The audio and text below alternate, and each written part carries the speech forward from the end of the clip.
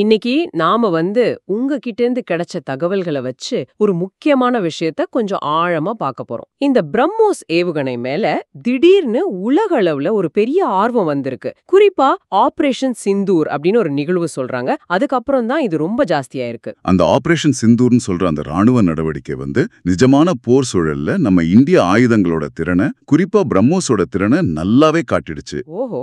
அதோட நம்பகத்தன்மை, அந்த துல்லியமா தாக்குறது, பயங்கரவாத முகாம்கள், எதிரி தளங்கள் மேல இதெல்லாம் நிறைய நாடுகளை ஈர்த்திருக்கு. இது வெறும் டெஸ்டிங் இல்ல, களத்துல ப்ரூவ் ஆனதுங்கிறது முக்கியம். சரி சரி. அப்போ முதல்ல இந்த பிரம்மோஸ்னா என்னன்னு கொஞ்சம் சுருக்கமா பாத்துறலாம். இது நம்ம டிஆர்டிஓ, அதாவது defence research and development organisation. ஆமா, நம்ம டிஆர்டிஓவும் ரஷ்யாவோட என்பிஓஎம் அப்படின்னு ஒரு நிறுவனம். நிம்போ மஷினோஸ்ட்ரைனியா.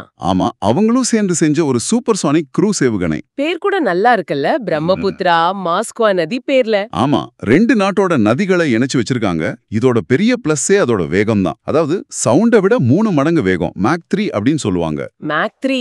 இதனால என்னன்னா, எதிரி நாட்டு ரேடாருக்கு இதை கண்டுபிடிக்கிறதுக்கும் அதுக்கு பதிலடி கொடுக்கறதுக்கும் டைமே இருக்காது. ரொம்ப கம்மி டைம் தான். இது ஒரு பெரிய டாக்டிக்கல் அட்வான்டேஜ் பாருங்க. சரி, வேகத்தை தவிர வேற என்ன ஸ்பெஷல் இதுல? தூரம் எவ்வளவு போகும்? தூரம் ஆரம்பத்துல ஒரு 290 கிலோமீட்டரா இருந்துச்சு. அப்புறம் அதை 450 கிலோமீட்டர் ஆக்குனாங்க.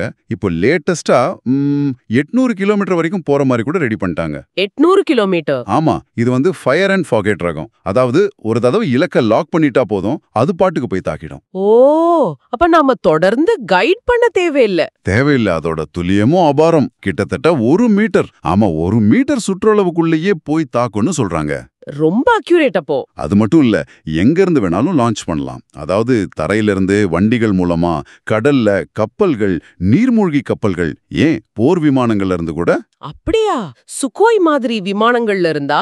ஆமா, சுகோய் மாதிரி விமானங்கள்ல இருந்தும் ஏவ முடியும். இந்த மாதிரி பல தளங்கள்ல இருந்து ஏவ முடியறதுனால இது பல நாடுகளுக்கு ரொம்ப யூஸ்ஃபுல்லா இருக்கு. அந்த ஆபரேஷன் சிந்தூர்ல இதோட அக்யூரசி தெரிஞ்சதுக்கு அப்புறம் நம்பிக்கை ரொம்ப ஜாஸ்தியாயிடுச்சு. ஓகே, இந்த நிரூபிக்கப்பட்ட செயல்பாடு தான் இப்போ இந்த உலகளாவிய ஆர்வத்துக்கு முக்கிய காரணம் இல்லையா? குறிப்பா தென்கிழக்கு ஆசியாவுல நிறைய நாடுகள் இன்ட்ரெஸ்ட் காட்டுற மாதிரி தெரியுதே. பிலிப்பைன்ஸ் எடுத்துக்கிட்டீங்கன்னா, அவங்க தான் முதல் கஸ்டமர். ஒரு $375 மில்லியன் டீல். அது முதல் செட் ஏவுகணை ஏப்ரல் 2024 டெலிவரி கூட பண்ணிட்டாங்க. வியட்நாம் கூட ஒரு $700 மில்லியன் ஒப்பந்தம் இறுதி கட்டத்துல இருக்குன்னு சொல்றாங்க. அவங்க கரையோர பாதுகாப்புக்கும் வான்வழி தாக்குதலுக்கும் வாங்க போறத தகவல். ஏன் இந்த நாடுகள் இவ்ளோ ஆர்வம் காட்டுது, குறிப்பா தென்கிழக்கு ஆசியாவுல? அதுக்கு சில காரணங்கள் இருக்கு. முக்கியமா அந்த பகுதியில மாறிட்டு வர்ற சக்தி சமநிலை, அதாவது சீனாவுடைய ஆதிக்கம்னு சொல்லலாம். அதை பேலன்ஸ் பண்ணவும் தங்களோட கடல் பாதுகாப்பை பலப்படுத்திக்கவும் நினைக்கிறாங்க. நீங்க சொன்ன பிலிப்பைன்ஸ், வியட்நாம் இல்லாம இந்தோனேஷியா ஒரு 200 இருந்து 350 மில்லியன் டீல் பத்தி பேசிட்டு இருக்காங்க. மலேசியா அவங்களோட சுகோய் 30 விமானங்கள்ல இதை பொருத்த முடியுமான்னு பாத்துட்டு இருக்காங்க. ஓஹோ. தாய்லாந்து, சிங்கப்பூர், புருனே கூட ஆரம்பகட்ட பேச்சுவார்த்தையில இருக்காங்க. தென்கிழக்கு ஆசியா மட்டும் தானா, இல்ல வேற பகுதிகள்ல இருந்தும் ஆர்வம் இருக்கா? மத்திய கிழக்கு நாடுகள் பத்தி என்ன தகவல் இருக்கு? மத்திய கிழக்குலயும் நல்ல ஆர்வம் இருக்கு.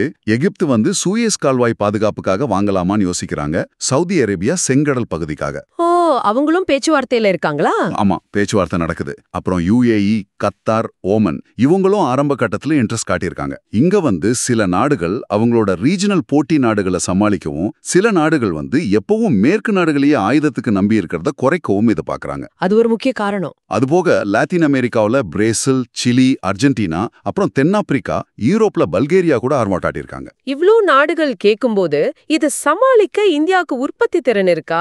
எப்படி இதெல்லாம் தயார் பண்றாங்க? நல்ல கேள்வி கேட்டீங்க. இது ரொம்ப முக்கியம். இந்த டிமாண்ட மீட் பண்ணணும்னா கண்டிப்பா உற்பத்தியை அதிகப்படுத்தணும். அதுக்காகவே லக்னோல, உத்தரப்பிரதேசத்துல ஒரு புது யூனிட் ஆரம்பிச்சிருக்காங்க. ஓ, புது ஃபேக்டரியா? ஆமா, அங்க வருஷத்துக்கு ஒரு 10க்கும் அதிகமான ஏவுகணைகள் தயாரிக்க முடியும்னு எதிர்பார்க்கறாங்க. இந்தியாவுக்கு 2025க்குள்ள $5 பில்லியன் பாதுகாப்பு ஏற்றுமதி செய்யணும்னு ஒரு இலக்கு இருக்கு. அதுக்கு இந்த பிரம்மோஸ் ரொம்ப உதவும். வெறும் ஏவுகணையா மட்டும் விக்காம வேற ஏதாவது சலுகைகள், உதவிகள் இந்தியா செய்தா? கண்டிப்பா. வெறும் பொருளை விக்கிறது மட்டும் இல்ல, டெக்னாலஜி டிரான்ஸ்ஃபர், அதாவது தொழில்நுட்ப பரிமாற்றம் பண்ண தயாரா இருக்காங்க. வாங்குற நாடுகளுக்கு கடன் வசதி, லைன் ஆஃப் கிரெடிட் மாதிரி தராங்க. அவங்க நாட்டு வீரர்களுக்கு பயிற்சியும் கொடுக்கறாங்க. இந்தியா இந்தியா முயற்சி பண்ணுது. ஆபரேஷன் சிந்தூர் பிரம்மோஸை மட்டும் ஹைலைட் பண்ணல, நம்ம தேஜாஸ் 4 விமானம், ஆகாஷ் ஏவுகணை, ஸ்வார்ம் ட்ரோன்ஸ் மாதிரியான மத்த உள்நாட்டு தயாரிப்புகள் மேலையும் கவனத்தை திருப்பியிருக்கு.